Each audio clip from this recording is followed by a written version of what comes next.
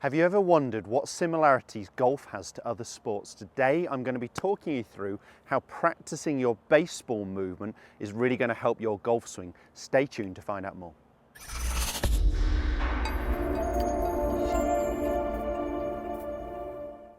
Welcome back to the TruGolf Academy. You've joined me, Jon Watts, today at Branston Golf and Country Club. Today's video is all going to be, as I mentioned in the intro, actually about what we can take from a baseball movement. Is there similarities to golf swing? How is that going to help my golf swing? And if so, what faults is it going to really help me with? So, what I've simply done here is I've got an old club shaft and I've just put a T-peg in the top of it. And what I'm going to be doing, and I'm going to be focusing on a driver here today, but this would be relevant with other golf clubs. There's a couple of things that are really beneficial with the driver and the baseball movement because it's encouraging me to actually make a more upward angle of attack, whereas with an iron I would be hitting a little bit more down.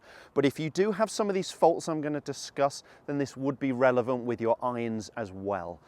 So, a baseball movement, some real similarities I'm going to jump straight into that it's got to do with our golf swing as well. So one is that we've got to make a real turn away from the target. So we're trying to get our back to face the target where we actually want the ball to go. So we've got to make a big coil up here. The second similarity is my lead arm is going to be staying pretty straight. My trail arm is going to be bending in towards my rib cage here. So it's teaching me to actually get this trail elbow to bend correctly on the backswing while keeping my lead arm straight. The other real good thing this does with the golf swing, especially with the driver, is the only way I'm going to strike this successfully is with a slightly upward angle of attack. I don't know if you've been to see any of the trick shot shows, and they generally hit some shots off stilted tees, something like this, where the ball's up in the air, and they get someone from the audience out and they'll probably do what I would do, and you'll actually make more of a downward hit on the golf ball and they end up hitting this and the ball just drops backwards, and it's very funny. But it's just because they're actually striking downwards, not upwards. We've got to try and encourage with our driver to maximize our distance, a slightly upward angle of attack, so more of a sweeping movement where we're coming from low to high, very similar to actually a topspin forehand movement in tennis. So our racket arm is actually moving from low to high as we're rotating. So that's sort of what we're trying to do with our golf swing and with this baseball movement that I'm focusing on here. So it's teaching me an upward angle of attack. By the time I get into impact, you will see that my lead arm is nice and straight. My trail arm is still slightly bent that I want at impact. Both arms would reach full extension just post-impact, and I've really got to rotate my body through. So this kind of practice movement is going to be really good for you if you struggle with the trail arm movement in your golf swing. So if you don't get it bending correctly here and you don't get it straightening correctly here, it's a great one to feel what this trail arm should be doing. It's a great one if you are a swinger that hits down on it from out to in, struggling with fades or slices, because it's going to encourage you to actually swing more from in to out and up on the golf ball. And if you're someone with a lack of rotation, you really just don't turn your body on the way through, again, this is going to be a very relevant drill where we're just trying to rotate our body, not just to face the target, but actually left of the target, because my body line is left of the target. So simply just having some practice swings, clipping a T-peg here, or just imagining there's something there would even work, just some baseball swings. So for me, what I have to do, very similar to a driver, is I have to tilt slightly away from the target, so I'm feeling a little bit more pressure, more 60-40 favouring my back foot, so very relevant with a driver.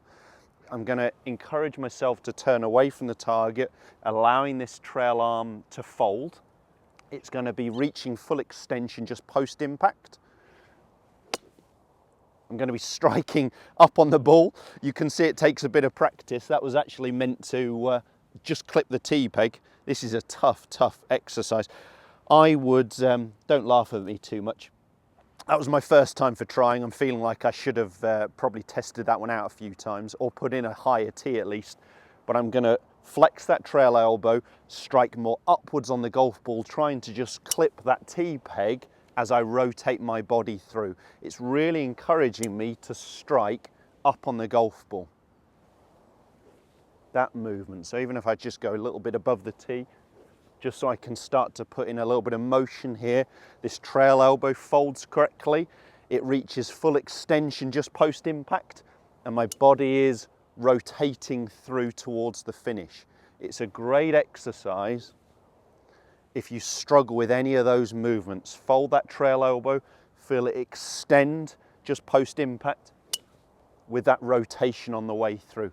That was my best contact. I don't know that I'm brave enough to try this with a golf ball, so I'm going to go straight into hitting a driver for you, just trying to encourage some of those movements. Let me just grab a slightly higher tee.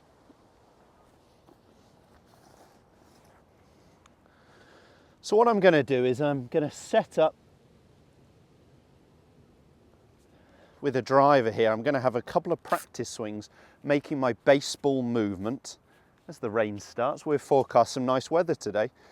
So feeling that baseball movement first of all. It's a great one for a lot of faults. The difference in golf is, of course, we're not hitting a ball up here, it's down on the ground, so we are doing it from a tilted posture. But let me make the same feeling movement. Right, I think I'm ready to go ahead and hit one. For me, there's some real similarities with that baseball movement to my golf swing.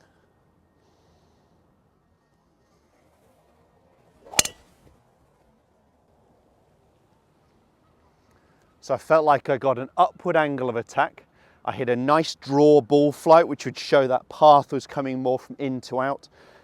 I can't feel at that speed that where my trail arm is extending, but looking on video is really going to help you if it's something that you struggle with. So it's got some real relevance to the golf swing. Don't think that other sports haven't. They've got some real relevance to what we're talking about.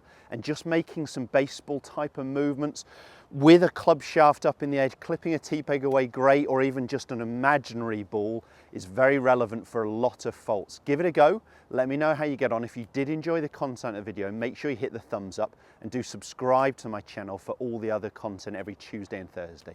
Thanks guys, we'll see you soon.